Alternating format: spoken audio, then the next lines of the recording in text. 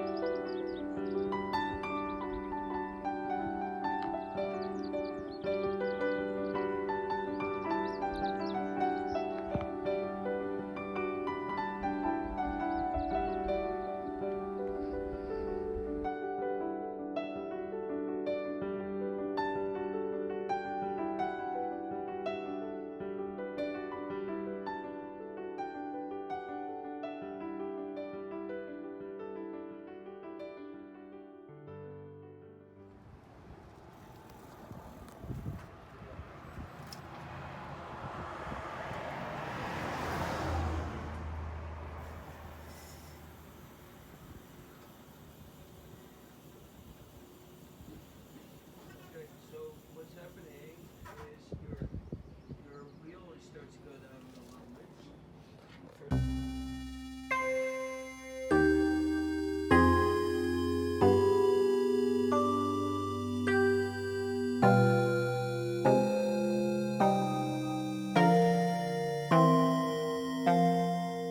We come to you live with tragic, heartbreaking news. Although it has actually been a whole month since we got this original heartbreaking news. Everything sucks, basically, sums it up.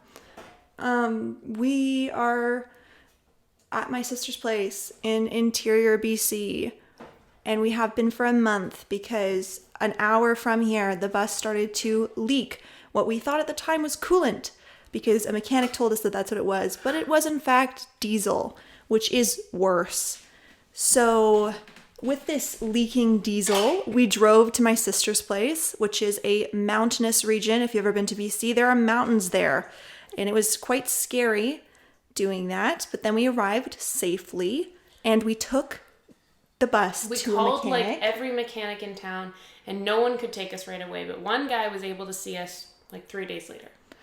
Yeah, so 3 days later, we had an appointment. We drove the bus down the hill into town, pretty steep hill, and the bus started to smoke, which is what happens right before it catches on fire, which is really just exciting. Anyway, we leave the bus with that mechanic for a few days. He comes back to us and says, I cannot fix it, and it is diesel that is leaking, not coolant. So we're like, okay, that's fine. We call everyone that he recommends, all of the diesel experts in town. At this point, it is like June 11th. No one can see us until June 22nd.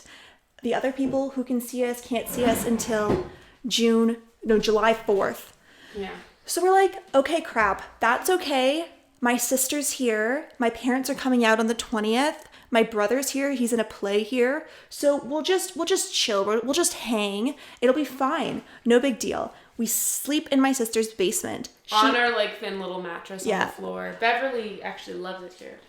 But at the time when we moved in, there was nothing in this house. This is her new place. She's moving, in the process of moving. So she had 2 houses for this month, which was just perfect. So we brought all of our stuff in from the bus, and we've just been living here. And she asked us to paint her house, so we had things to do. So it really wasn't a bad thing. Like, everything seemed to be fine. She has a young baby. We were watching the young baby. We were walking her dog. We were painting her house. We're like family time. It's great. Anyway, we take the bus into the mechanic on June 22nd. It is profusely leaking diesel. We are nervous to drive to the mechanic. It's fine. The mechanic takes a look over. He says that he knows what the problem is. It's the fuel injectors, and that the fuel injectors need to be replaced. However, since our bus is from 1990, these fuel injectors need to arrive from somewhere crazy, like to be exact, Saskatoon, and they will take 7 to 10 business days.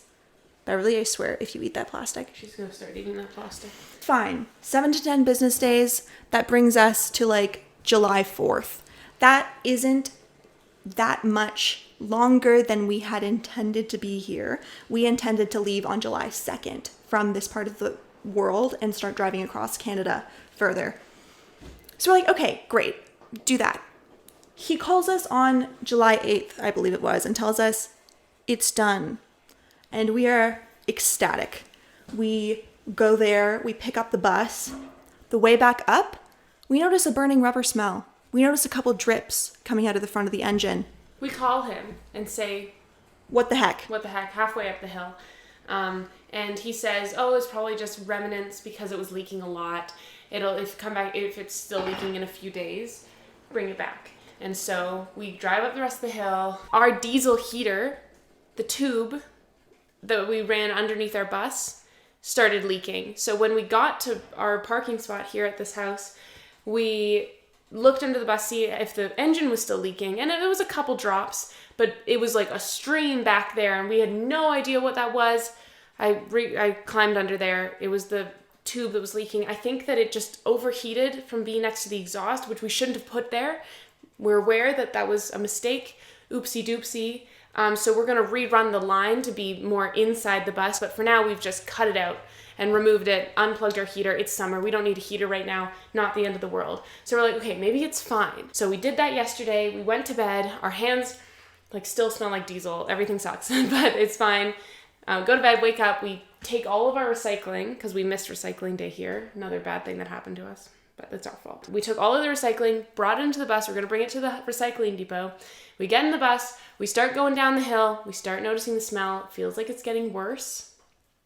We park in the parking lot. We look under the bus. It's leaking so much more under the front. It's our engine that's leaking again in the front. Just more than it was. And we're like, oh my God. So we call the mechanic. He says we can bring it in. Then we start looking at other plans. You know, maybe we can get it towed to Vancouver and we can fly and we can just be at home for a bit and we can just take a break and take it to our regular mechanic and he can do like a full look over. But obviously, That's going to cost a lot of money. We can't afford it. So can't tow it. Okay. So we start thinking about okay, we just have to wait till it's cooled down enough and then we drive it again and it won't catch fire because we're not using the engine that much. We're just kind of going down the hill. It'll probably be okay. So we wait till it cools off enough. It's not stinky anymore. Everything's chill. And we drive down the hill and right as we're pulling into the mechanic's thing, it starts to smell bad again. And we look under and it's leaking again. And it just seems like it's just not been fixed at all, honestly. A couple of key points to kind of highlight the situation that we're in is that the place that we're staying, my sister's place, she's not here right now. She's in Toronto, and what they're doing in Toronto is doing a house swap. So 2 days from now, there's going to be a nice Torontonian lady who would like to stay here in this house. So we need to be not here. And that's on Sunday, and it's Friday right now. So he can't look at the bus. He says he might be able to look at Whimsy tonight, but he most likely will be looking at it on Monday, which means we don't have a place to live. Even if he saw it today and he's like, oh yeah, it's your blah, blah, blah that's broken, we know now that any part for the bus probably is going to take a while to get to us. So even if he had a look at it today, I think we'd still be in a dilly of a pickle. So my sister's calling around. She has friends in the area.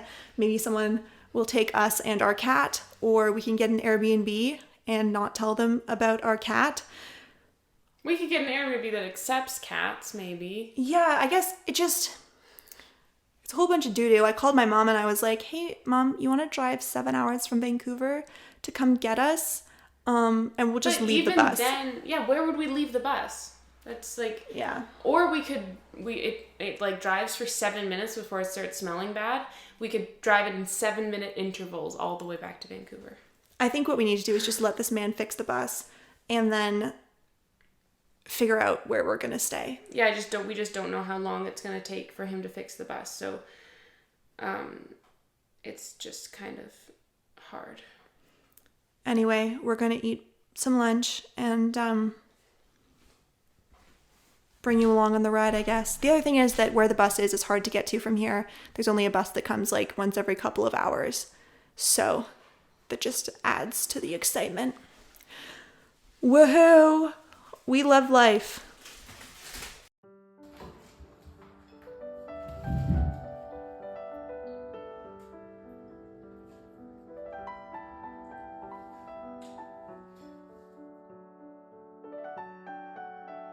We tried to make the most of our time here by going on a little walk, but the thunder and lightning storm sent us back inside pretty quickly. The next day was beautiful though, so we headed to the hiking trails, which are luckily very close to Chloe's sister's house, and just went for a stroll. We got some good news. We are allowed to stay in Chloe's sister's house while the Torontonian lady is staying there too. So we're just going to be her roommates, and she seems really nice. So we're very grateful that we don't have to find a place to live.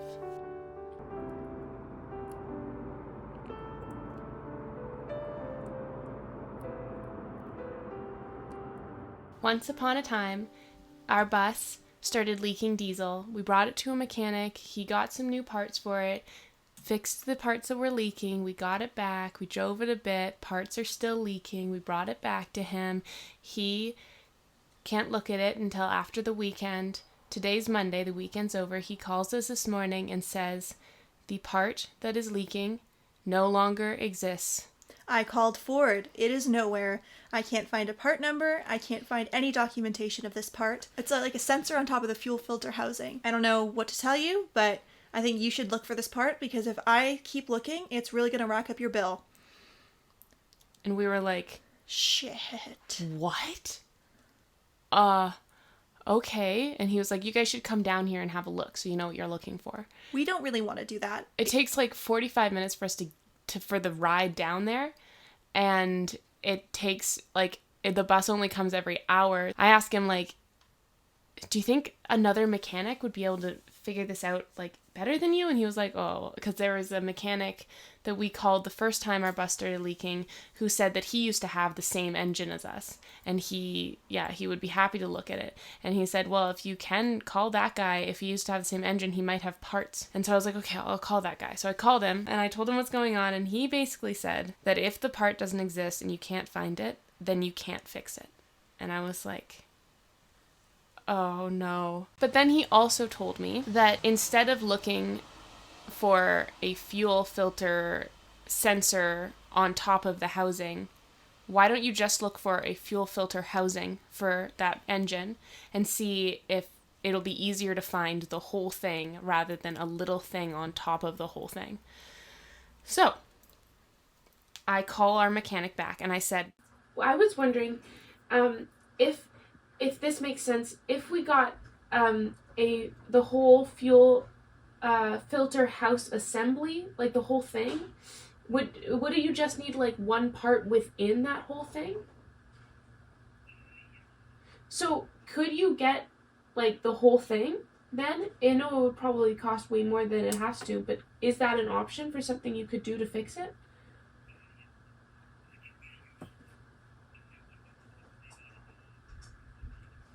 So we cannot get a used one. Like, it's not possible for us to get a new one, but it's not possible. Okay. But we could get a whole used one, and it's possible to find that online, do you think? Or would we have to...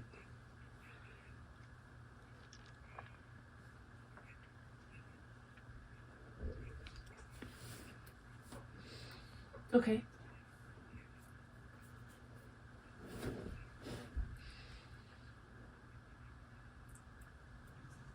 Okay, great. I'd love that number. Thank you so much. We'll call them. Bye. Could you get me some tissue? Yeah. So I call this junkyard that is like the junkyard that he communicates with. They say, we don't have anything that old. Here's another number. Okay, all right, thank you for your help. I called that junkyard. We don't have anything like that. This place would definitely have older, very old vehicles. Call that place. Ford diesel, Econoline 350, Power Stroke. Sorry, a lot of numbers.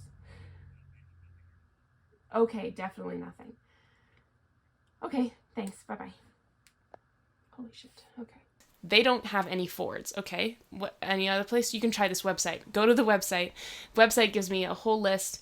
The thing is, the part that we're looking for, when you look up a website, you like put in the like year, The make the make and model, the part you're looking for. A fuel filter housing isn't on that part that we're looking for. We try to look up other words for it. It's not like it's called a fuel filter housing. Like it's like I can't find it anywhere. So we're just looking at places that would have an entire engine, a 1990 Ford E350 Power Stroke diesel engine, the whole thing, that they'll be able to just take a whole part out for us. So we're looking at places that have this engine. The only place that actually has the engine, like other places have engines similar, that would come up on the website, but the only place that have our engine is a place in Edmonton. So we call the place in Edmonton. We still have a couple phone numbers that people recommended to call, so we call them. They said, I don't know what you're talking about. Send me a picture.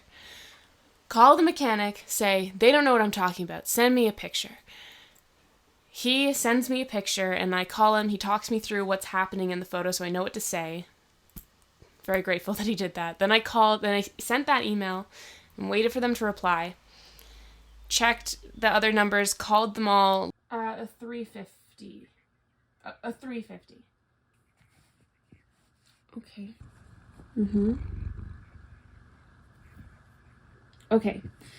Thanks for your help. You too. Bye-bye. We'll be with you in a moment. We also offer a huge selection of new body panels, light.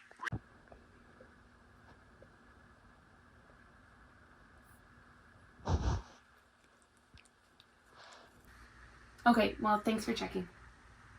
Have a good one. Bye. And then thought, okay, I'm going to call these other guys back, the people I sent the photos to in Edmonton, because on the website it says they have one of these engines. So I call them again. I say, I sent you a photo. They find my email. They look at the photos. The guy's typing. I hear him typing. He's going, Eventually he says, all right, well, we actually got a whole engine of that back there, which I already knew, and we can pull that part out for you. Oh, wow. That's so exciting. So you said, sorry, how much was it again? $175. Beautiful. Okay, so can I do that right now, or is that someone else that I talked to? Okay. Bye. They have a 7.3 liter out there right now in their junkyard, and they're just gonna take it out and take it apart and ship it to us. So we're gonna get it. I hope it's all good. I hope it's the right one. How much does shipping cost? $30. Okay, that's not too bad. I know. How long did they say it was going to take? They said that it'll get to us. They have it out there right now, and so they're gonna get it out today and ship it today. So sometime this week. Oh, that's amazing. So I'm gonna call our mechanic and tell him that I got it in a junkyard in Edmonton, and it might show up sometime this week. Oh my god.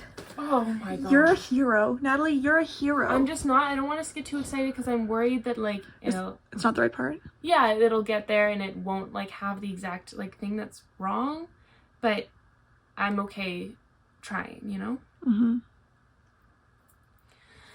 All right.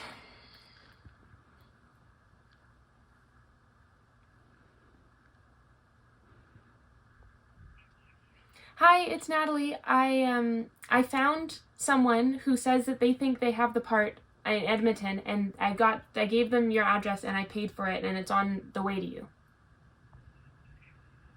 Okay, so he said that it'll show up sometime in the middle of this week. So I just wanted to let you know that it's on the way. Okay, awesome. I hope it works out. Okay, thank you. Bye. He says, okay, yeah, it'll come in probably 2 days then, hey? And I was like, yeah. And he was like, great, I'll be expecting it. Oh my god, I'm gonna cry. I hope it works. Me too. So stressful. We are thinking about canceling our drive all the way across Canada just because of how long this is taking to fix, and if this happens in the middle of somewhere where we don't have family, and it's again like this crazy wait for parts and like calling and work for parts, then Yeah, because if we had to be in a hotel, we've been here a month and 2 days, and I don't know if, like, hotels, $50 a night, that's kind of on the low end. That would be so outrageous. We wouldn't be able to afford it. We would have to be like, hey, mechanic, I know you're working on the bus, but we're going to be living in it. Like, I've heard that some people have done that in their vans, and the mechanic has said yes. But, I mean, that's still scary, because then you're still, like, downtown, or depending on where your mechanic is. Our mechanic is, like, downtown area. So that would be kind of scary to just sleep in his parking lot. And we also have a cat to worry about. Anyway, just super not ideal. So it'd just be nice if we were close enough that someone could bail us out wherever we are. Close enough that we could like get a tow to a mechanic, and then we could, Stay with family.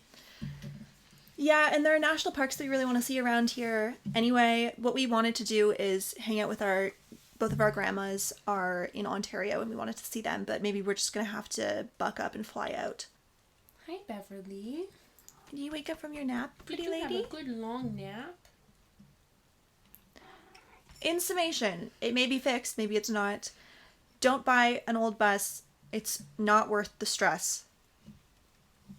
And maybe take a mechanics course. Anyway, hopefully the conclusion of this video will be us telling you, oh, it's all fixed, look, and we're moving back in.